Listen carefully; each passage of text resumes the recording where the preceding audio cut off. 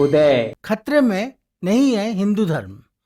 गोदी मीडिया के चक्रव्यूह में फंस गया है और इसीलिए नेता हमेशा यही कह रहे हैं कि खतरे में है हिंदू धर्म। लेकिन मेरा मानना है कि खतरे में नहीं है हिंदू धर्म। यह मीडिया का फैलाया हुआ चक्रव्यूह है।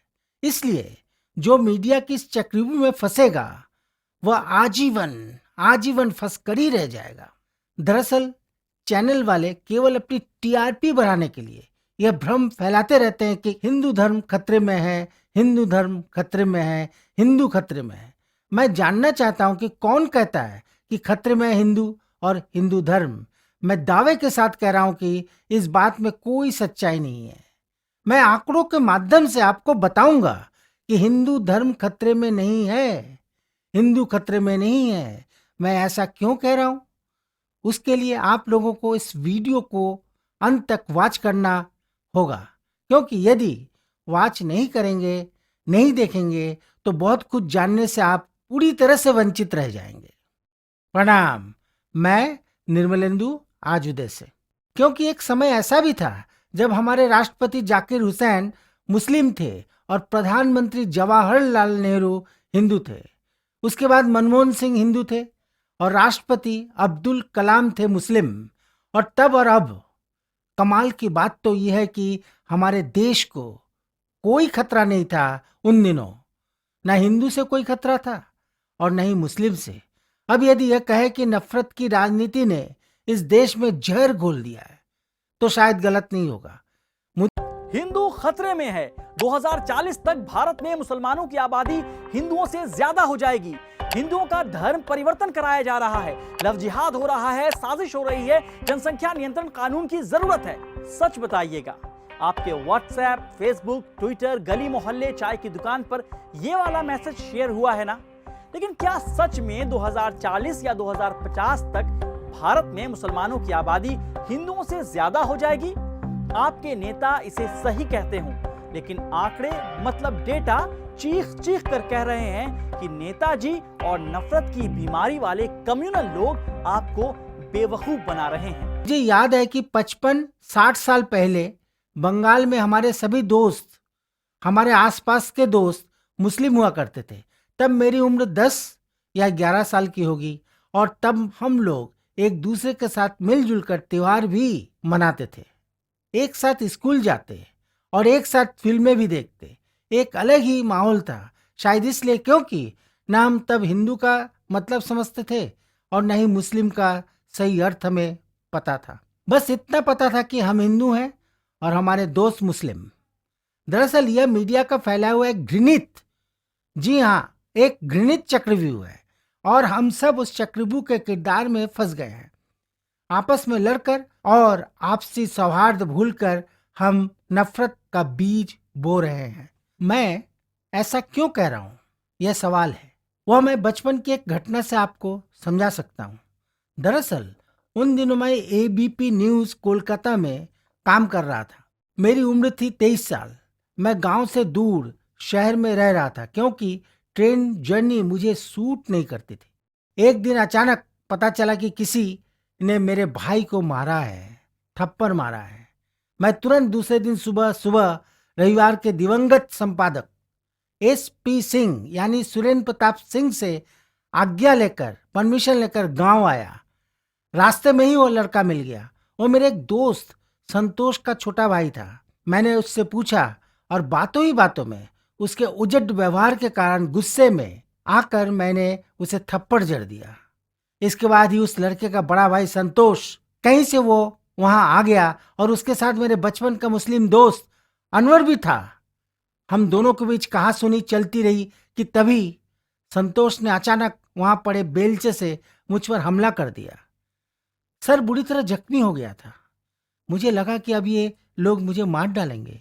नहीं, मैं नहीं बचूंगा, इसलिए मैं वहां से भागने लगा।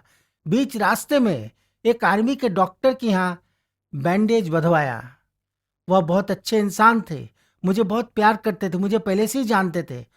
वहां से पीछे के रास्ते से मैं लगभग 1.25 किलोमीटर दौड़कर पुलिस स्टेशन पहुंचा।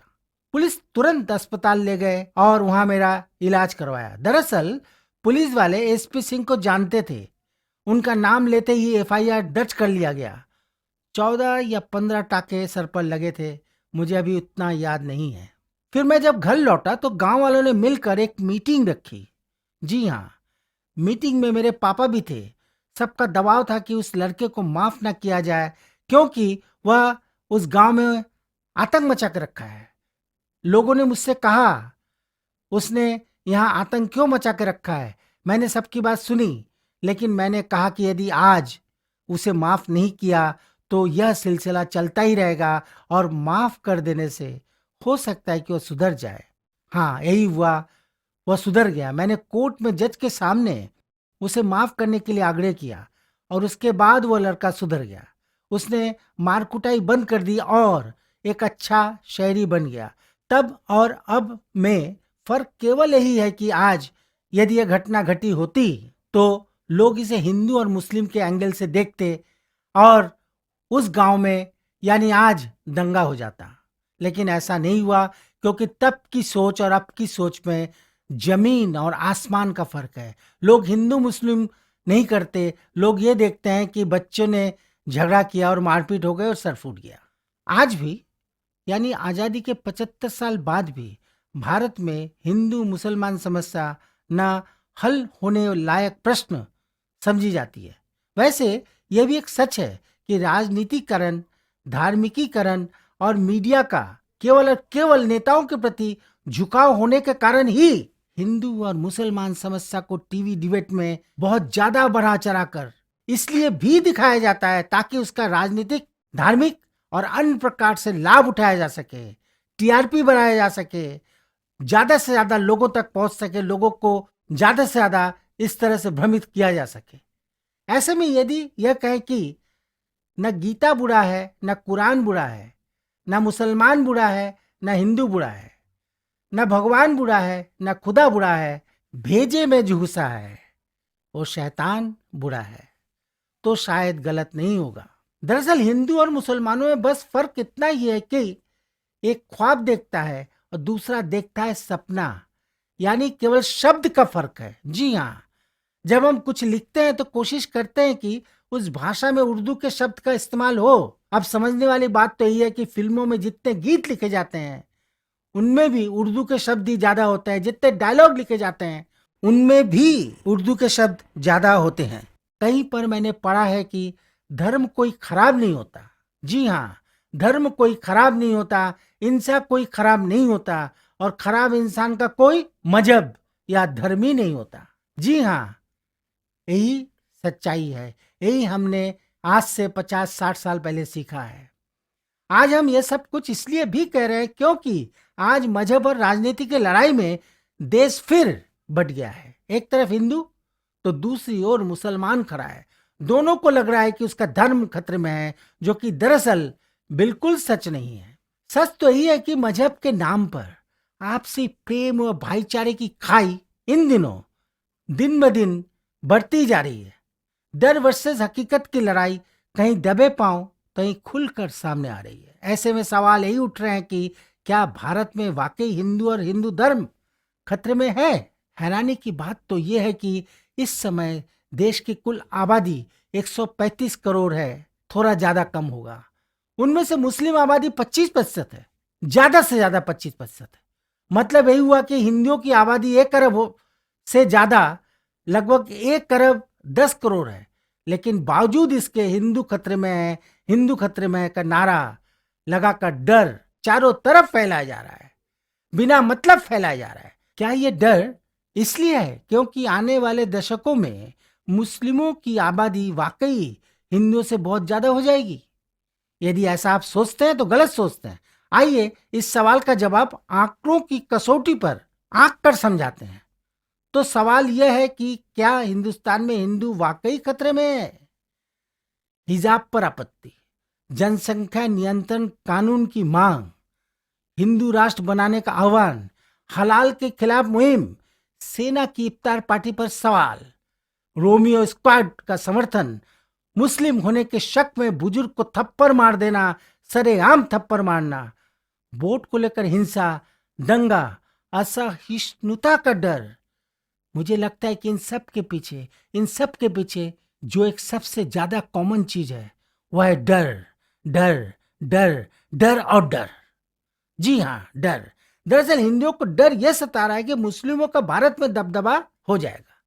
हम आपको बता दें कि यह कभी संभव नहीं होगा। दरअसल एक सर्वे और सरकारी स्रोतों से उपलब्ध सभी आंकड़े यही बताते हैं कि कभी भी हिंदुओं की आबादी से ज्यादा मुस्लिमों की आबादी का होना नामुमकिन है, लेकिन बावजूद इसके एक अदृश्य डर का माहौल बना करके रखा गया है। जी हाँ, इसी वजह से इस डर को और ज्यादा दिखाने की कोशिश भी की जा रही है, चैनलों के माध्यम से, अखबारों के माध्यम से, टीवी डिबेट के माध्यम से, नेताओं के माध्यम से।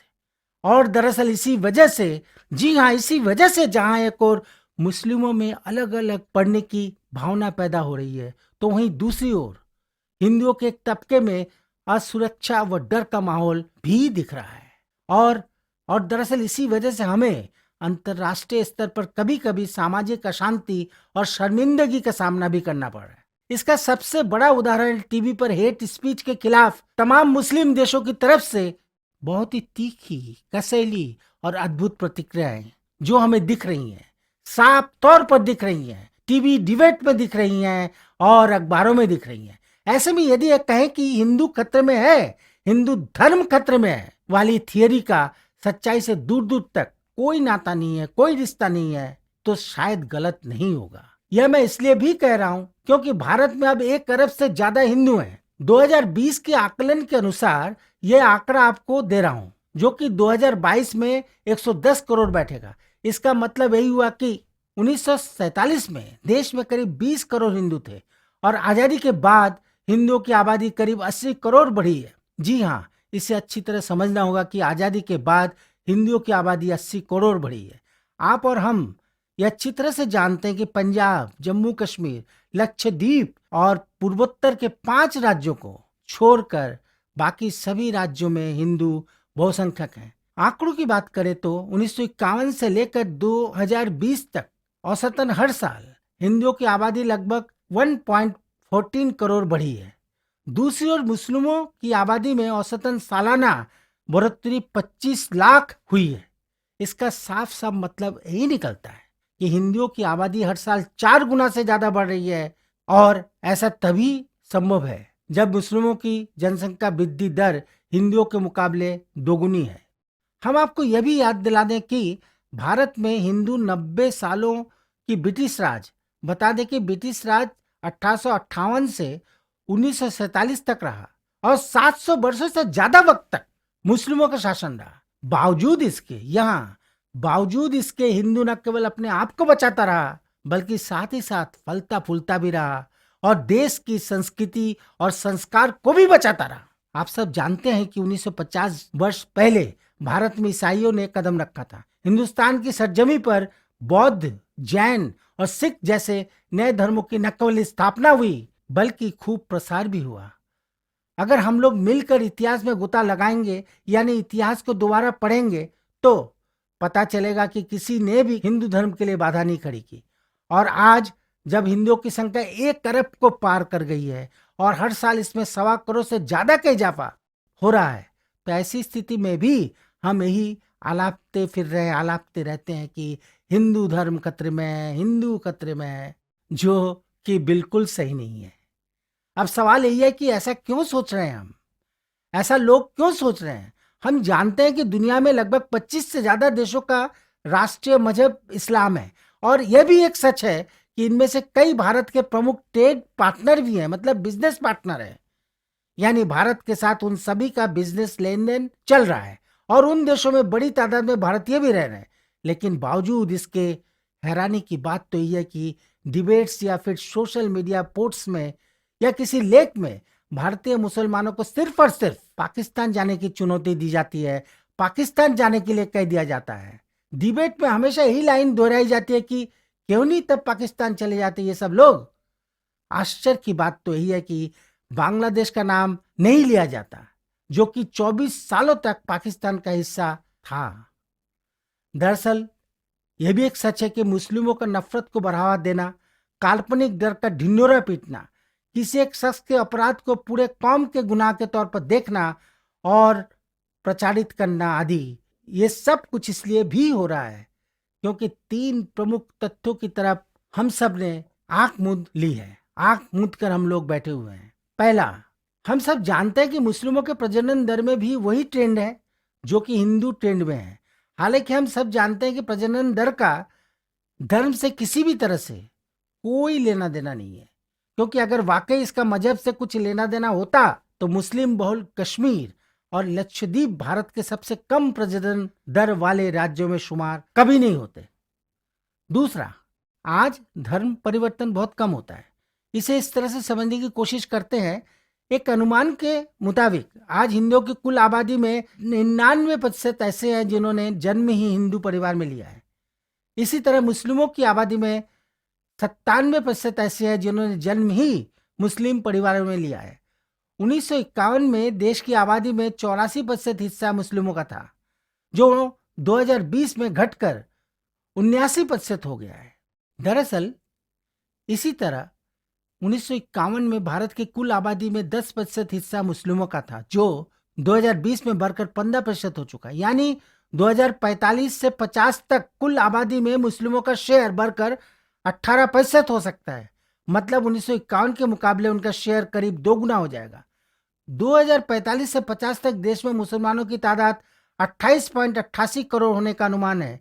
उस वक्त तक मुस्लिमों की तुलना में हिंदुओं की आबादी और 4 गुना से ज्यादा बढ़ जाएगी। तीसरा, इसलिए भय के आधार पर नहीं, तथ्यों के आधार पर फैसला करना जरूरी है। जी हाँ, इस वीडियो को बार बार सुनिए, बार बार देखिए, आंकड़ों को देखिए और फैसला लीजिए। खुद फैसला करें, खुद फैसला लीजिए, क्योंकि इसमें आंकड़ों की बाजीगरी बिल्कुल नहीं है, कोई गिमिक नहीं है। तथ्यों के आधार पर मैंने समझाने की कोशिश की है। हम चाहते हैं एक साथ रहें, एक साथ मिलजुल कर देश को आगे बढ़ाएं। इसमें केवल तथ्यों से साक्षात करवाया गया है। अगर कोई संदेह हो तो सवाल उठाएं, आप भी सवाल उठा सकते हैं और तथ्यों पर बात कर सकते हैं। ऐसी स्थिति पैदा ही ना करें कि मुस्लिमों का एक तबका अलग थलग महसूस करे। हाँ, हम ये मानते हैं कि बदलते वक्त के साथ कई इस्लामी प्रथाओं और रिवाजों पर पुनर्विचार की बेशक जरूरत है, जैसे हिजाब का थोपा जाना, लाउडस्पीकरों पर अजान, बिना सोचे समझे किसी भी तरह से तलाक और एक दूसरे पर बिना कारण आरोप थोपना। दरअसल लोगों को अमानवीय ठहराकर, निंदा या उपहास उड़ाकर किसी धर्म में सुधार कभी नहीं हो सकता, यही मेरा मानना है। क्योंकि इसके उलट असर होंगे और हम सब अभी जिस तरह से मिलजुल कर रहते हैं उस तरह से रह नहीं पाएंगे।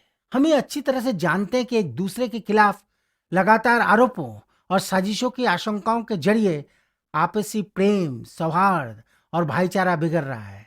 दोनों तबके में कट्टरता आ रही है। अब देखिए कि किसी शख्स को सिर्फ इसलिए बुरी तरह पीट दिया जाता है क्योंकि वह ये साबित नहीं कर पाता कि वह हिंदू है, और ये सब कुछ तब हो रहा है जब देश आजादी का अमृत महोत्सव मना रहा है।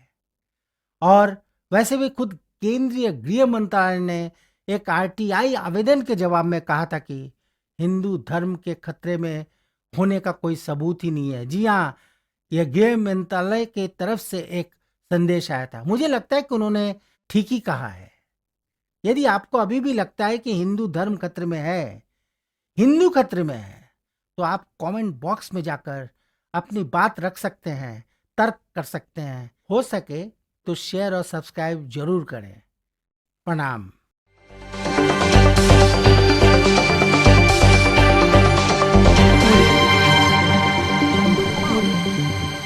आज उदय